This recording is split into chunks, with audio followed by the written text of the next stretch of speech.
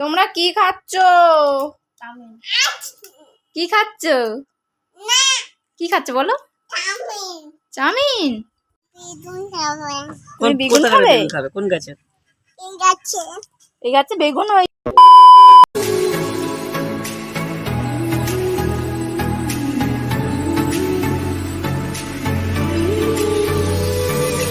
Good morning friends, welcome back to our channel বলাই তনু blogs. আসলে তোমরা সবাই খুব ভালো আছো আর আমিও ভালো আছি। তো চলে এসেছি আবার একটা নতুন ব্লগ নিয়ে। আমি তনুশ্রী আর বলাই তনু ব্লগসে তোমাদের অনেক অনেক ওয়েলকাম। সকালে ঘুম থেকে উঠেই আমি কিন্তু আগে ঘরটা ঝাড় দিয়ে নিচ্ছিলাম। আর আজকে সকালবেলা রান্না করব না, আজকে বলে দিয়েছি বেলাতে রান্না করবো। আর সেই জন্য আমার মনটাও খুব ফুরফুরে, দেখতেই পাচ্ছ। সকালবেলা বাসন টাসনগুলো বের করে নিচ্ছিলাম, কারণ রান্না যেহেতু করবো না, আগে কাজবাজগুলো করে নিতে পারলে অনেক শান্তি।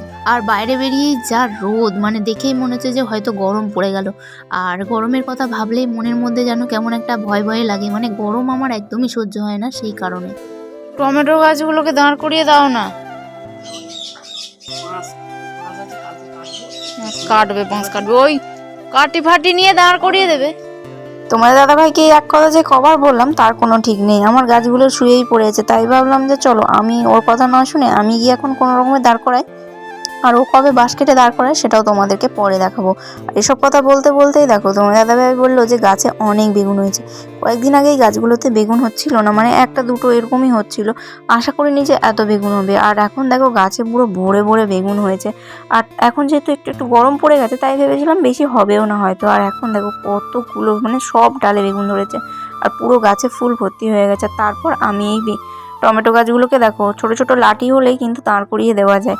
আমি কোনো রকমে দাঁড় করিয়ে দিলাম। আর গাছগুলোতে যেহেতু প্রচুর টমেটো হয়েছে, তাই জন্য গাছ প্রায় শুয়েই পড়েছিল। আর টমেটো গাছ দাঁড়িয়ে থাকে না, যখন ওই টমেটো হয় তখন গাছগুলো এতই নরম যে শুয়ে পড়ে। তুমি বেগুন খাবে? কোন গাছে? এই গাছে বেগুন হয়েছে, বড় বড় পোকা ধরে গেছে পুরো।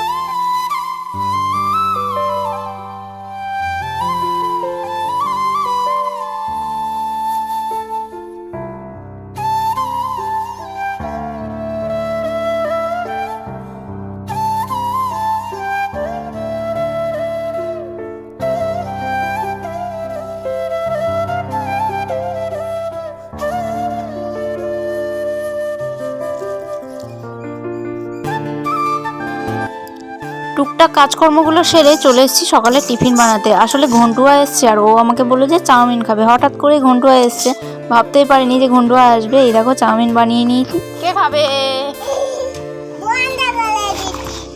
কে খাবে? দরজা খোলো, দরজা খোলো, দরজা খোলো। চলো চলো চলো চলো। তোমরা কি খাচ্ছ? কি খাচ্ছ? কি খাচ্ছ বলো? চাউমিন। টেস্টি হয়েছে? আর তোমাদেরকে বললাম না যে ঘন্টুয়া এসছে, ও আসলে সাইকেল চড়তে চড়তে আর কি ঘুরতে চলে এসছে। ও এখনই চলে যাবে, তাই বললাম যে কিছু একটা খেয়ে যা। আর ও বললো আমাকে চাউমিন খাবে, তাই জন্য ওর জন্যই একটুখানি বানিয়েছিলাম। আর সবাই মিলে খেলাম সকালবেলা। তোমার দাদাভাই এখন কাজে চলে গেছে, আর এই যে ভাইও কিন্তু চলে যাচ্ছে। আসলে মাকে বলে আসিনি, মা আবার চিন্তা করবে।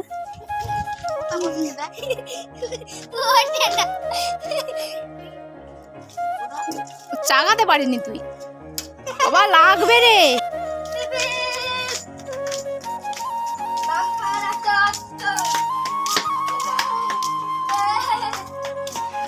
পা ঢুকে যাবে, পা ফাঁক করো। মাঝখানে বেশ খানিকটা পরে আবার ভিডিও অন করলাম। আজকে রান্না করেছিলাম শুটকি মাছ তরকারি, লোটে শুটকি ছিল তো সেই মাছই তরকারি করেছিলাম। মাছ সেরকম ছিল না, তার জন্য শুকনো মাছই রান্না করেছি। আলু দিয়ে তরকারি করেছি আর একটা বেগুন দিয়েছি যাতে একটু মাখা মাখা হয়। আর তার সাথে গাছের বেগুন ভেজেছিলাম। সোনামা স্কুলে গিয়েছিল, ওকে স্কুলে দিয়ে এলাম, আনলাম, ফের মাঝখানে রান্না বান্না করলাম, তার জন্য আর ভিডিও অন করা হয়নি। আর এদিকে তোমার দাদাভাইও কাছ থেকে চলে এসছে খেতে। আজকে যেহেতু বেলায় রান্না করেছি তার জন্য।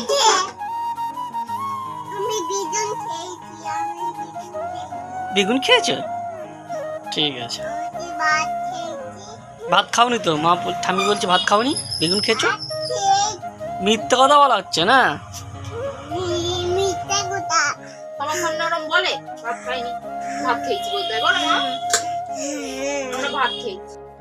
এখন ভাত নামাচ্ছিলাম রাতের জন্য, এমন ভেবো না যে খাওয়া দাওয়ার পর আবার আমি কোথা থেকে ভাত নামাচ্ছি। তো এখন এটা ছিল রাতের বেলা, রাতে রান্না করছিলাম। আর এই দেখো এখন করছিলাম মাংস। আসলে মাছ বললামই যে সকালবেলা মাছ ছিল না, তো এখন মাছ কিনতে গেছিলো, এখনও রাস্তায় কিন্তু মানে বাজারে মাছ পাইনি, তার জন্য মাংস নিয়ে এসছে, সেই মাংসই আমি তরকারি করছিলাম।